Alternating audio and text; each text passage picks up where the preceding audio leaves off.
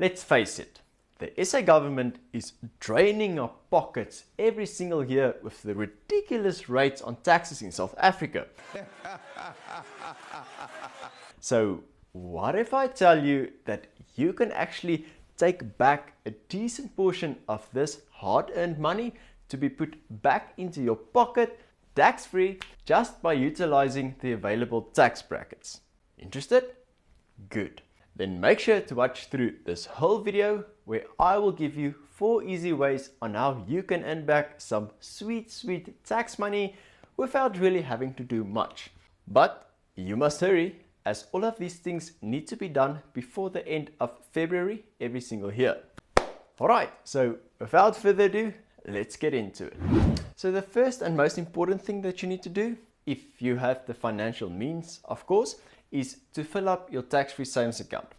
I made 2 different videos on what a tax-free savings account is and the best way to invest in one, which I will link to here if you want to check it out. But in essence, a tax-free savings account is an investment account in which you don't have to pay any capital gains tax, dividend withholding tax, or interest tax. This is arguably the most powerful retirement investment accounts available for South Africans and is very similar to a Roth IRA that you'll hear about in the US. Now, we are limited to an annual contribution of 36,000 Rand and a lifetime contribution of 500,000 Rand across all our different tax-free savings accounts. So double check with your broker first to see how much you contributed so far this year, as if you exceed this annual contribution limit, you will get taxed at a rate of 40% on the excess. So don't do that.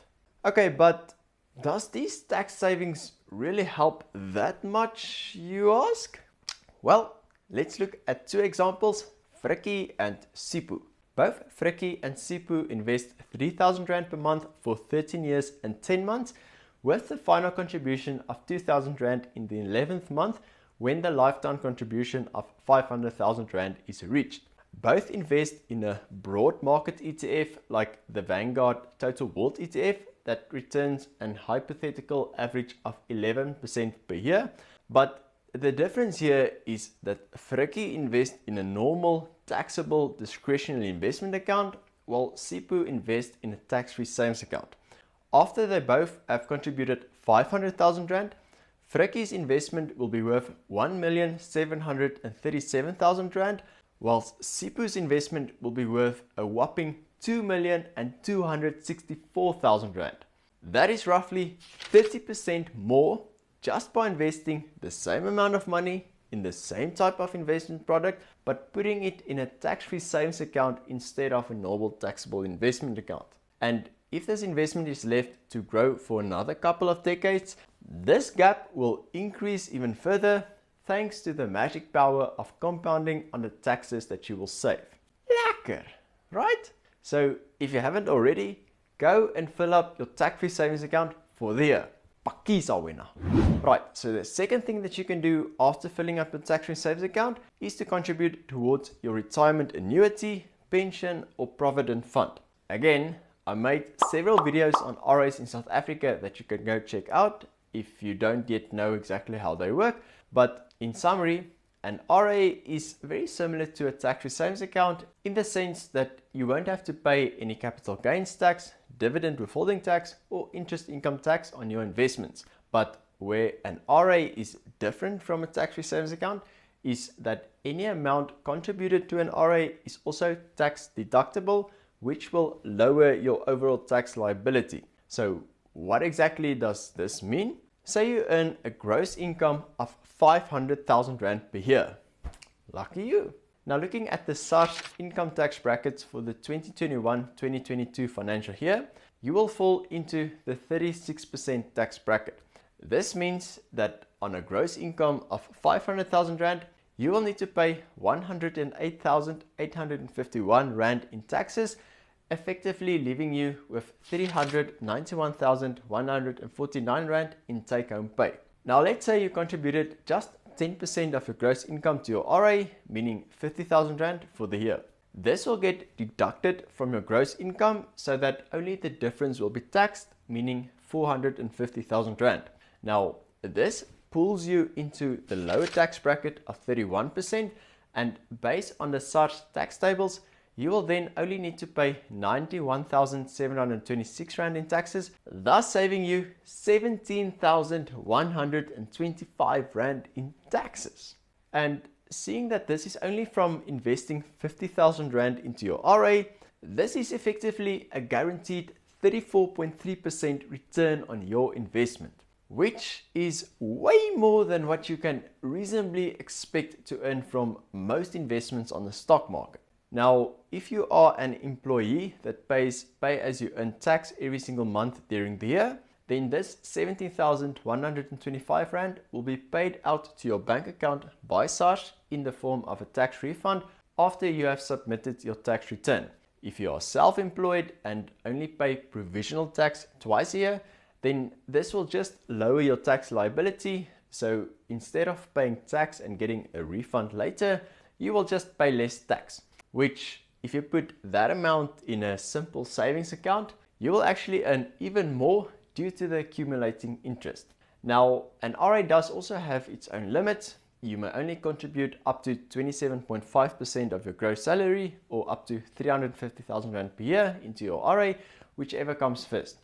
So if you still have money available to invest after you fill up your tax-free savings account, then consider making a lump sum investment into your RA before the end of the financial year.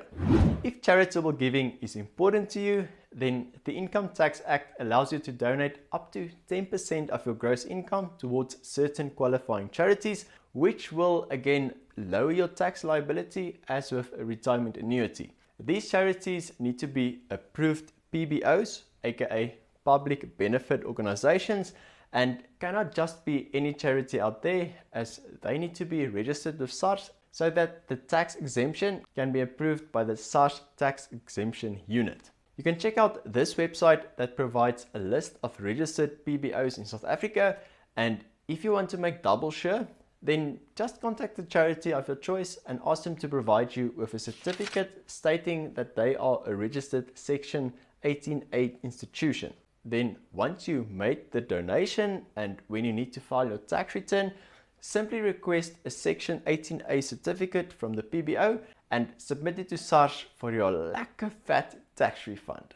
Now, obviously, charity comes from within, and saving on taxes should not be your main priority when deciding on giving back to the community. But if one of these charities really do resonate with what you believe in, then this is a great way to do a good deed whilst also benefiting from these tax breaks. And then the last tax hack is to utilize the annual capital gains tax exemption in a smart and cunning manner. This is not for everyone and not necessarily something that you have to do, but it can be useful for some of you, hence why I included it in this list. Okay, so when you sell your investments at a higher price than what you bought it at, you will incur what is called a capital gain, which is basically the difference between what you sold your investment for and what you bought it at. This capital gain is unfortunately taxed, as with everything in this country, but not on the entire amount. Every South African gets an annual tax exemption on capital gains tax of 40,000 Rand, and then only the balance will be taxed at 40% of your marginal tax rate. So a simple way to explain this is again with a calculation. Say that you bought a share for 10,000 Rand a couple of years ago, and now that it is worth 100,000 Rand, you want to sell it. Your capital gain will then be the difference between the two, meaning 90,000 Rand.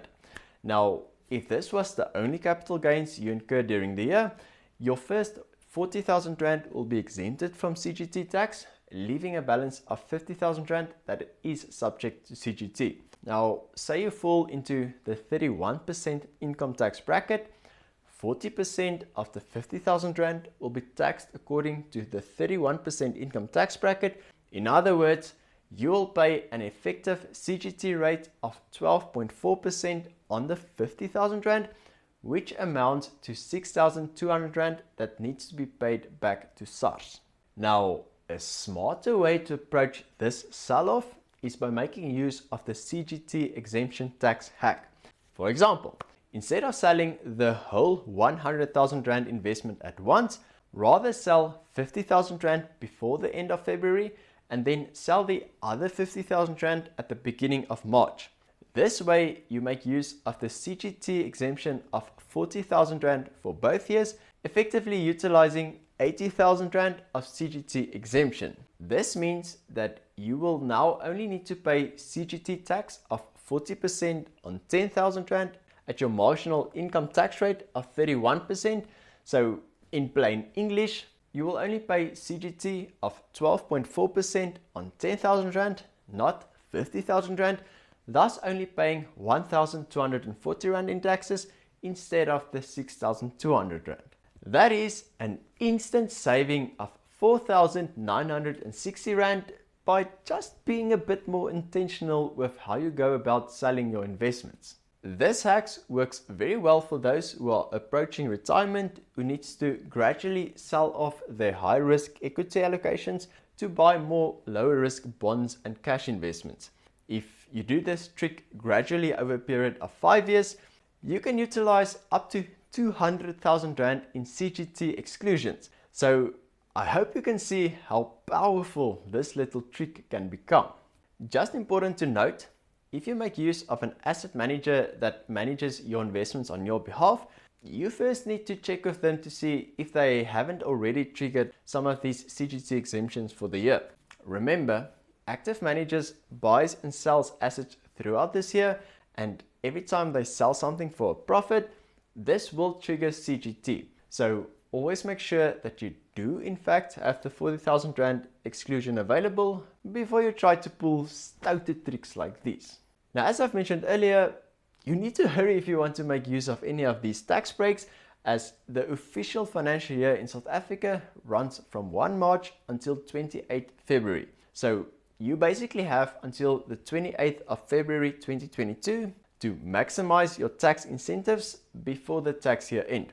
You must also keep in mind that it takes a couple of days to complete the application forms and to transfer funds to the different investment products. So do not leave this until number 99. Try to get everything paid out and finalized by the latest the 25th of February so that you won't be left disappointed. Now, if you guys found these tips to be helpful, or if you just don't like paying tax like me, then please sharpen that like button so that the YouTube algorithm can show this video to more South Africans that need to know about all these little financial tricks. You must all have a lekker day, and I'll see you in another video next week. Cheers!